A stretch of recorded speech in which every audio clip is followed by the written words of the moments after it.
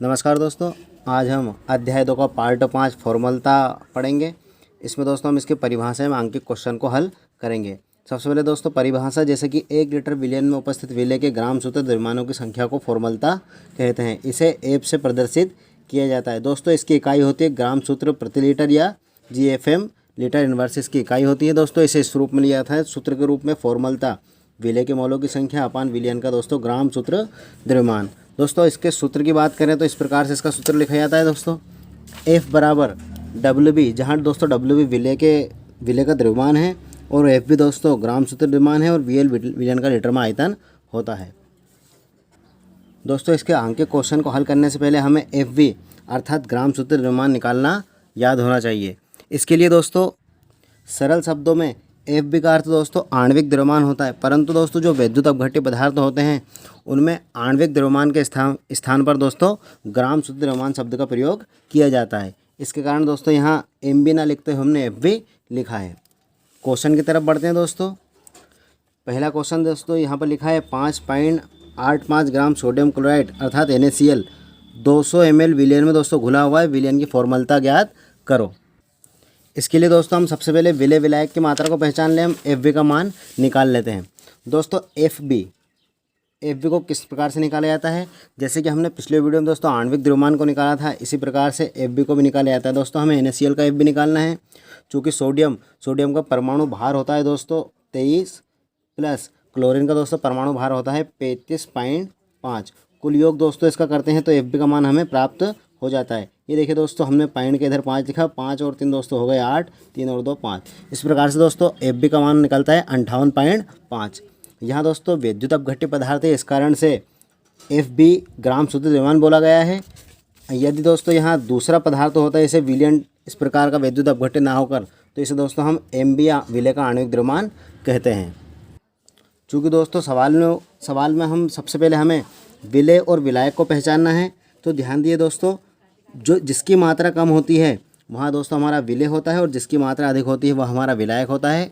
या फिर दोस्तों जिसे घोला जाता है वो हमारा, जिस पदार्थ को दोस्तों घोला जाता है वो विलय होता है और जिसके अंदर घोला जाता है वो दोस्तों विलायक होता है। तो यहाँ पर हम दोस्तों लिखते हैं, चूँकि 5.85 सोडियम क्लोराइड को दोस्तों नमक को जल के अंदर घोला गया है। चूँकि दोस्तों नमक को घोला जाता है, इस कारण से नमक बन जाता है विलय, और जल के अंदर घोला जाता है तो जल बन जाता है विलायक। तो हल में दोस्तों हम लिखते हैं विलय और विलायक की मात्रा। ये दोस्तों इसका आंसर करते हैं। सबसे पहले दोस्तों विलय की मात्रा, दोस्तों या तो विलय की मात्रा है, विलय का भार, या फिर आप विलय का द्रव्यमान लिख सकते हैं। विलय की मात्रा को दोस्तों हम दर्शाते हैं WB से। चूँकि विलय हमारा सोडियम क्लोराइड अर्थात नमक है, इस कारण से यहाँ पर लिखा गया है 5.85 ग्राम। आगे दोस्तों FB अर्थात दोस्तों ग्राम सूत्र द्रव्यमान, ग्राम सूत्र द्रव्यमान। दोस्तों ग्राम सूत्र द्रव्यमान हमें निकालना है FB, तो इससे पहले हमने FB निकाला था, अभी दोबारा दोस्तों इसे निकाल लेते हैं। FB NaCl को निकालना है, तो दोस्तों 23 प्लस दोस्तों हो जाएगा 35.5, कुल योग दोस्तों हमारा आया था 58.5। दोस्तों हमें इसकी फॉर्मूलता ज्ञात करनी है, F बराबर ज्ञात करना। सूत्र की तरफ चलते हैं दोस्तों। F बराबर, ये हमारा दोस्तों सूत्र है, F बराबर WB × 1000 FB × VL। तो F बराबर WB × 1000 अपॉन दोस्तों FB × VL। चूँकि दोस्तों हमारा WB है 5.8 ग्राम, मैं यहाँ पर इसके मान लिख देता हूँ, 5.8 ग्राम × 1000। FB का मान दोस्तों है 58.5। ध्यान दिए दोस्तों, विलयन का लीटर में आयतन दोस्तों हमें कितना ml जल दिया है, 200 ml जल में घोलना है, तो ये हमारा बन जाएगा VL। इसे दोस्तों हल करते हैं। सबसे पहले दोस्तों इस प्रकार से 2 0 काट लेते हैं, 2 से दोस्तों 10 को काटा जाएगा, 2 पंजे 10। दोस्तों अब हमारा सवाल बन गया F बराबर 58.85 × 5 अपान में दोस्तों है, ये इस प्रकार से दोस्तों हमारा सवाल बन गया है। दोस्तों अब हम 5 से इसमें इंटू कर देते हैं, तो देखिए 55 25 दोस्तों हासिल आए 2, 58 40 और दोस्तों 2 हो गए 42। आगे दोस्तों हमारे हासिल 4 है, 55 25 और 4 दोस्तों हो गए 29। पॉइंट के इधर दोस्तों 2 अंक है तो 2 अंक छोड़कर यहाँ पे लगा देते हैं दशमलव। इस प्रकार दोस्तों हमारा अब आंसर इस प्रकार से बन जाता है। अब दोस्तों 58.5 से डिवाइड करना है हमें 29.25 को। देखिए दोस्तों इस स्थिति को हम कॉपी में अलग हल करके देख लेते हैं। 29.25 अपान में है दोस्तों 58.5। इस प्रकार मैंने यहाँ लिख दिया। इसे दोस्तों हल करके देख लेते हैं हम। देखिए दोस्तों ये डिवाइड के रूप में है। सबसे पहले हम इसे इस रूप में लिख देते हैं, डिवाइड दोस्तों 58.5। आप चाहें तो दोस्तों पॉइंट के इधर 1 अंक है, इस कारण से ऊपर 1 जीरो और ये पॉइंट हटा के दोस्तों नीचे 2 जीरो लिख कर भी हल कर सकते हैं। अब देखिए दोस्तों पॉइंट को हटाना है। पॉइंट का हमने 1 लिखा, जितने अंक है उतने हम 0 लिख देते हैं।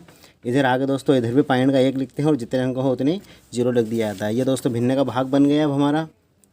आगे दोस्तों इसे इस रूप में लिख देते हैं। इसे हम इंटू के रूप में ले जाते हैं तो हर वाली संख्या को ऊपर लिख दिया जाता है इस प्रकार से।